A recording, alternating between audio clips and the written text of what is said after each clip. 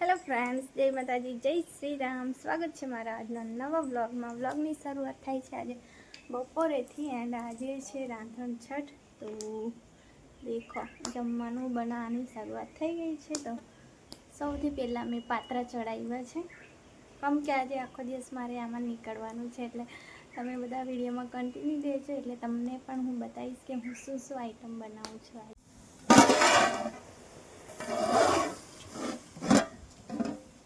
तो बपोरना 2 वागी गया है। अत्यारे हूँ ढेबरा माटे चटनी वाटूं छुं।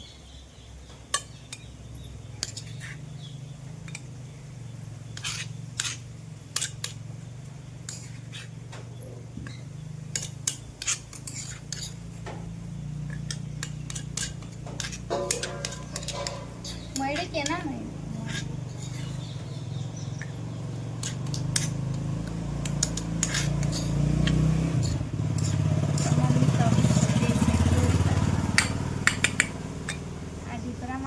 हवे दाळ माटे मारे लीची नाखवानी छे।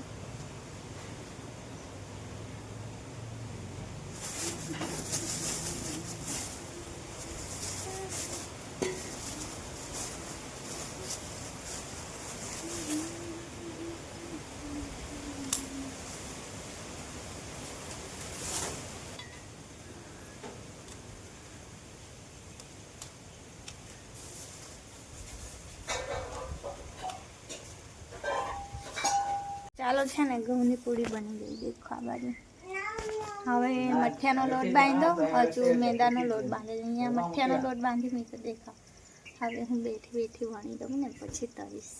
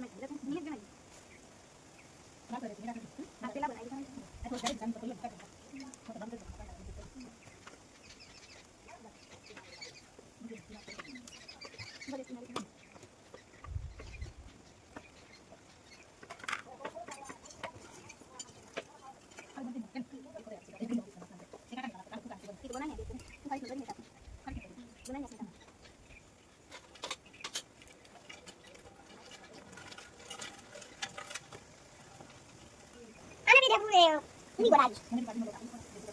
Baik dulu. Kita dulu.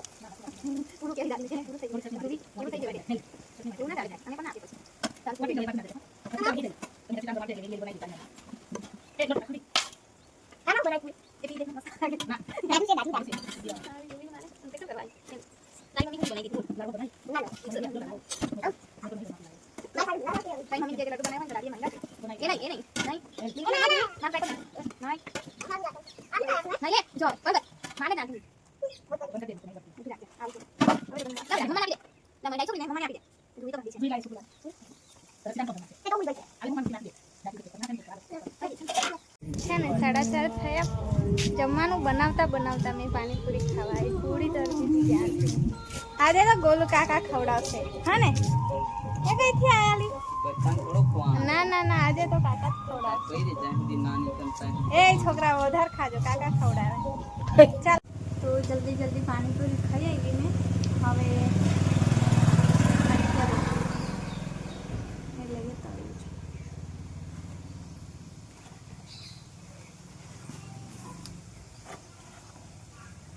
તો સાંજના 7 વાગી ગયા છે અને મારું કામ હજુ પત્યું નહીં.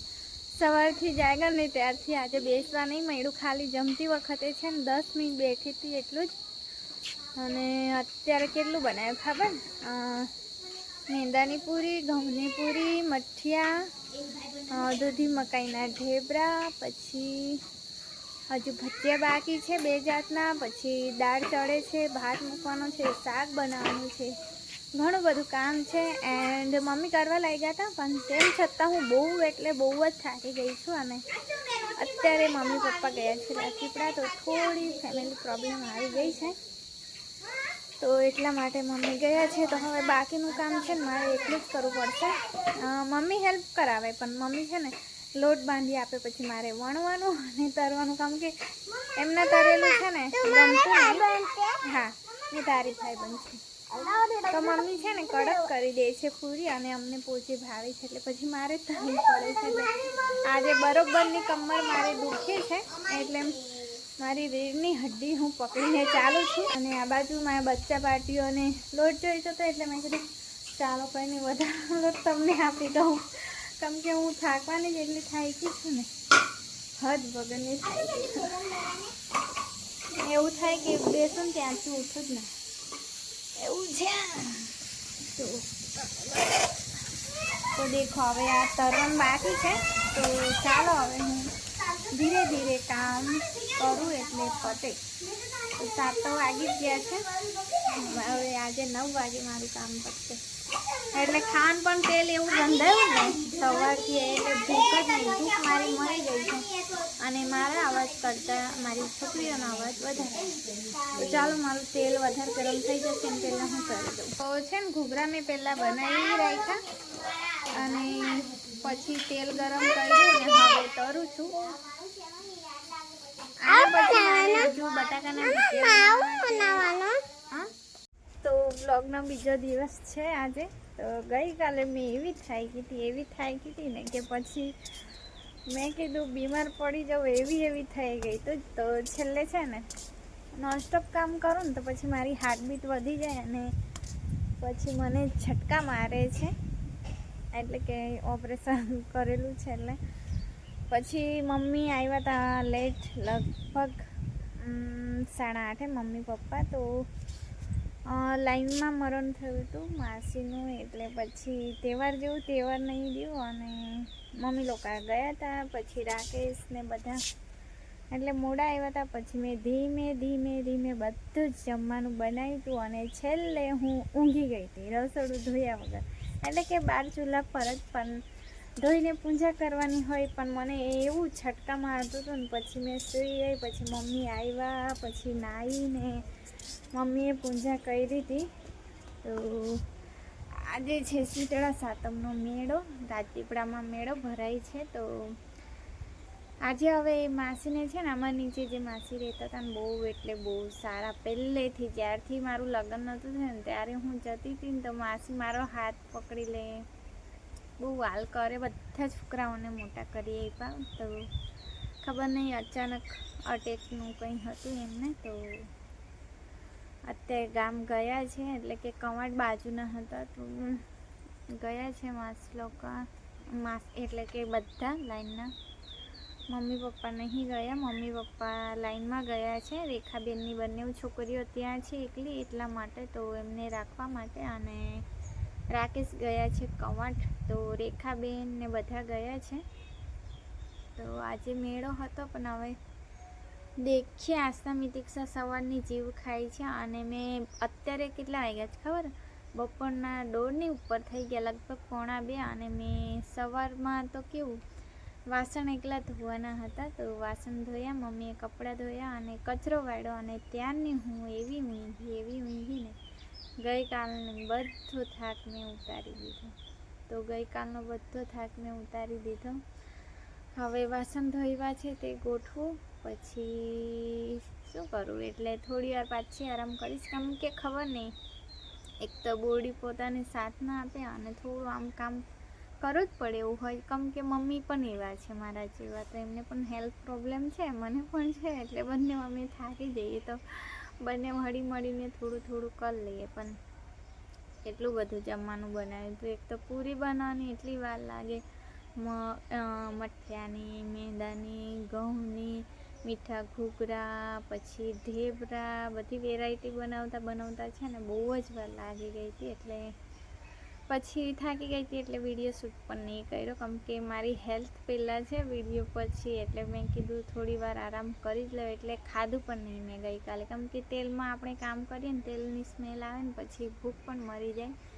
એટલે પછી 9 સાડા 9 સુધી જાડું બેઠા ખાસે મેં ખાધું નહીં. છેલ્લે મેં કાઢી આપું ને તો જ ખાય એવું કરે, તો એમને ખાઈ લીધું હતું 9:30 એટલામાં. નાઇટ છે કરીને એમની પણ નાઇટ નથી એટલે ઊંઘી ગયા હતા. સવારમાં ઉઠીને જલ્દી ચા પણ નહીં પીવર્યા, કેમ કે આજે નાહી ધોઈને પછી ચા નાસ્તો કરવાનો હોય, એ પણ ઠંડો. તો ચા તો ચાલતું નહીં એટલે 12 વાડામાં બનાવી હતી મેં, તો ગયા હતા એ તો ચા વગર જ. તો હવે હું વાસણ ગોઠવી દઉં અને હેર વોશ કર્યા હતા એ પણ મેં કોમ નહીં કર્યું, એમ જ સૂઈ ગઈ હતી. તો હવે થાક ઉતર્યો છે તો આજનો વિડીયો અહીં સુધી જ રાખી. મેં કીધું ગઈકાલે વિડીયો એમ નહીં કર્યો તો આજે કરી દઉં. તો ફરી મળીશું આવતા નવા વિડીયો સાથે. ત્યાં સુધી જય માતાજી, જય શ્રી રામ.